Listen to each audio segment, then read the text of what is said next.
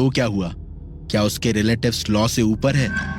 वो लोग शाम के टाइम बीच रोड पर डिस्टरबेंस क्रिएट कर रहे थे। इससे आने जाने वाले लोगों को प्रॉब्लम हो रही थी। मैं कल आपको यही बताने के लिए स्टेशन गया था। आप वहां नहीं मिले, इसीलिए मुझे हॉस्पिटल जाना पड़ा। जब वो लोग आने जाने वालों को डिस्टर्ब कर रहे थे, तब क्या तुम लोग भी वहीं रुके थे? नहीं, उन्हें देखकर लग रहा था वो लोग नशे में थे, इसीलिए हमने उनसे उलझना सही नहीं समझा और वहां से निकल गए। देव की बातें सुनकर सभी हैरान हो जाते हैं। सब सोचने लगते हैं कि देव तो पुलिस को सब सच बताने वाला था, फिर वो अब ऐसे झूठ पर झूठ क्यों बोल रहा था। ठीक है, अभी हम जा रहे हैं, लेकिन जब तक ये केस सॉल्व नहीं हो जाता, तुम में से कोई भी रत्नागिरी डिस्ट्रिक्ट छोड़कर बाहर नहीं जा सकता। ठीक है, अगर हमसे कोई हेल्प हो पाएगी तो हम जरूर करेंगे। इंस्पेक्टर डोगरा और कांस्टेबल पैलेस से बाहर निकलते हैं और अपनी जीप में बैठ जाते हैं। जाते जाते इंस्पेक्टर देव की कार को बहुत ध्यान से देखता है। आपको क्या लगता है सर, क्या ये लोग मर्डर कर सकते हैं? मैं पूरे विश्वास से तो नहीं कह सकता कि इन्होंने मर्डर किया है या नहीं, लेकिन हाँ, इतना जरूर बता सकता हूं कि ये लोग कुछ तो छिपा रहे हैं। वो लड़का, क्या नाम है उसका? देव। हाँ, देव। वो बहुत चालाक है। मैंने कई बार बाकी लोगों से कुछ निकलवाने की कोशिश की, लेकिन उसने हर बार उन्हें रोक लिया। अब हम क्या करेंगे सर? अभी तो हमें बस इन पर नजर रखनी है। इस केस के कारण प्रशांत सिंह ने मेरा जीना हराम कर दिया है। ऐसा लग रहा है कि मैं सरकार के लिए नहीं, उसके लिए काम करता हूं। उसने फिर से मुझे अपने बंगले पे बुलाया है। पैलेस में देव, अंजलि, शुभम, अक्षय और निखिल हॉल में एक साथ बैठे हुए थे। देव, तू तो पुलिस को सब कुछ सच बताने वाला था ना? फिर तूने उनसे झूठ क्यों कहा? हाँ देव, तुमने ऐसा क्यों कहा कि वो रोड पर सबको परेशान कर रहे थे? मैं इस इंस्पेक्टर को सब कुछ बताने हॉस्पिटल गया था। मैं इसे बता ही रहा था कि तभी इसे एक कॉल आया और ये वहां से चला गया। वो कॉल रत्नागिरी के विधायक प्रशांत सिंह राजपूत का ही था। वहां से आने के बाद मैंने अपने कुछ कांटेक्ट से पता लगाया, तो पता चला कि ये इंस्पेक्टर उसी के कहने पर इन्वेस्टिगेशन कर रहा है। इसे बस प्रशांत सिंह को एक नाम देना है जिससे वो अपना बदला ले सके।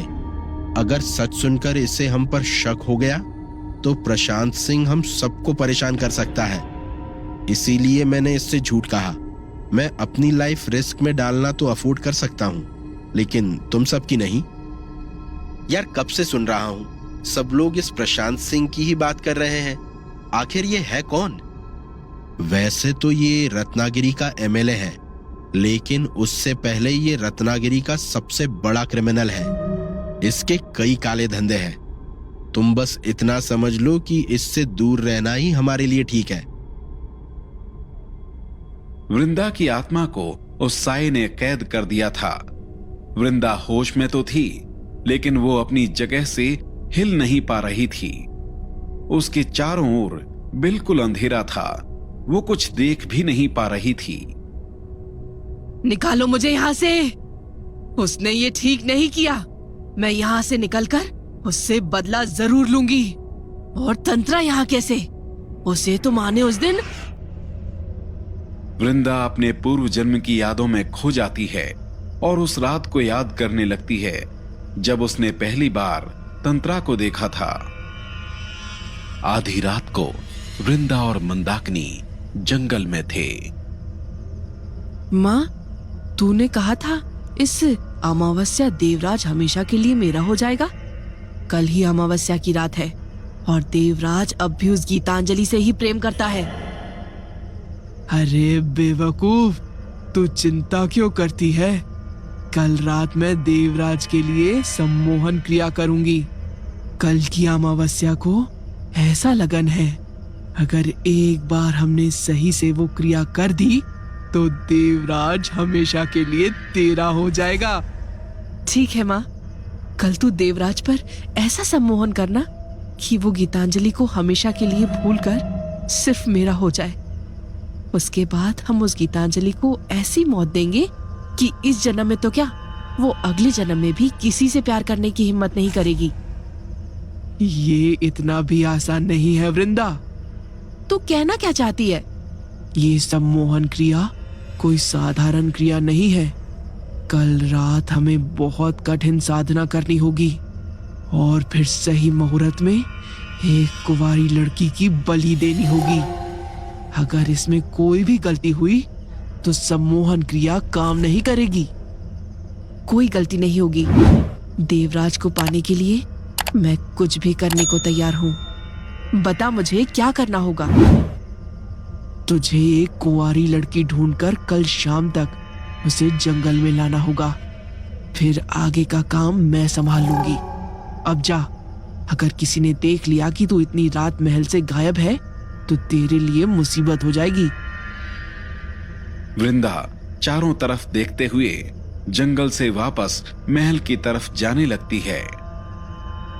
ये माँ भी ना, अगर ऐसी ही बात थी तो मुझे पहले क्यों नहीं बताया। अब मैं इतने कम समय में ऐसी लड़की कहाँ ढूंढूं? अगली सुबह वृंदा और गीतांजलि महल के आंगन में बैठे हुए थे।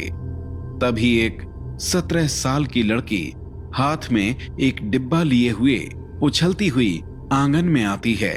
इस लड़की का नाम तंत्रा था। ये महल से थोड़ी ही दूर रहती थी। इसके पिता रत्नागिरी में दूध बेचा करते थे। जब भी तंत्रा के घर में कोई मिठाई या खोया बनता, वो गीतांजलि के लिए ले आती। गीतांजलि भी तंत्रा को अपनी छोटी बहन की तरह मानती थी। उसे पढ़ाती, उसके लिए कपड़े खरीदती और कभी कभी अपने हाथों से उसे तैयार भी करती। दीदी, मैं आज तुम्हारे लिए खोया लाई हूँ, खाकर बताओ कैसा है। वाह, पहले इधर तो आ। आजकल तो तेरे पास दीदी से मिलने का समय ही नहीं रहता। कितने दिनों बाद आई है? नहीं दीदी, तुम तो जानती ही हो, कुछ दिनों से माँ की तबीयत ठीक नहीं थी तो घर का सारा काम मुझे ही देखना पड़ता था। अब चाची की तबीयत कैसी है? ठीक है दीदी, फिर भी वैद्य जी ने कुछ दिन आराम करने को कहा है। आ, थोड़ी देर बैठ हमारे साथ। नहीं दीदी, फिर कभी आऊंगी, अभी घर में थोड़ा काम है। ठीक है, जा। चाची का ख्याल रखना और किसी भी चीज की जरूरत हो तो फौरन मुझे बताना। ठीक है दीदी। तंत्रा फिर से उछलती खेलती वापस अपने घर की तरफ चली जाती है। लगता है अब मुझे किसी को नहीं ढूंढना पड़ेगा। आज इस तंत्रा की ही बलि दूंगी। गीतांजलि भी इसे अपनी छोटी बहन मानती है ना। उसके भाई विक्रम को तो मैं मरवा ही चुकी हूँ। आज इस तंत्रा को भी छीन लूंगी। शाम के 6 बज रहे थे। तंत्रा रात के खाने के लिए कुएं से पानी लेकर आ रही थी। तंत्रा, तू यहाँ क्या कर रही है? काकी अभी तुझे ढूंढती हुई जंगल की तरफ गई है। क्या माँ जंगल की तरफ गई है? थोड़ी देर पहले तो वो बिस्तर पर आराम कर रही थी। मैंने सोचा माँ के उठने तक पानी ले जाती हूँ। इसे छोड़ और जल्दी चल, शाम हो रही है।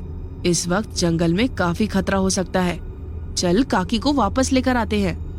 हाँ दीदी, अच्छा हुआ तुमने माँ को जाते हुए देख लिया। वृंदा और तंत्रा जंगल के अंदर जाने लगते हैं। दीदी, मुझे बहुत डर लग रहा है। माँ की तबीयत भी अभी पूरी तरह ठीक नहीं हुई है। पता नहीं माँ किधर चली गई। सब मेरी ही गलती है। मुझे माँ को बताए बिना घर से नहीं निकलना चाहिए था। अभी इन सब बातों का समय नहीं है तंत्रा। जल्दी चल, हमें काकी को ढूंढना है। चलते चलते दोनों जंगल के बीच पहुंच जाते हैं। दीदी, अब तो रास्ता भी खत्म हो गया। तुम्हें पूरा यकीन है तुमने माँ को इधर ही आते देखा था? अचानक हवा का एक तेज झोंका आता है। जैसे ही तंत्रा उस आवाज की तरफ मुड़ती है, वो बेहोश होकर जमीन पर गिर जाती है। जब उसे होश आता है वो एक कमरे में लेटी हुई होती है। उसके हाथ पैर बंधे होते हैं और सामने हवन कुंड में आग जल रही होती है। वृंदा दीदी, बचाओ, ये सब क्या हो रहा है?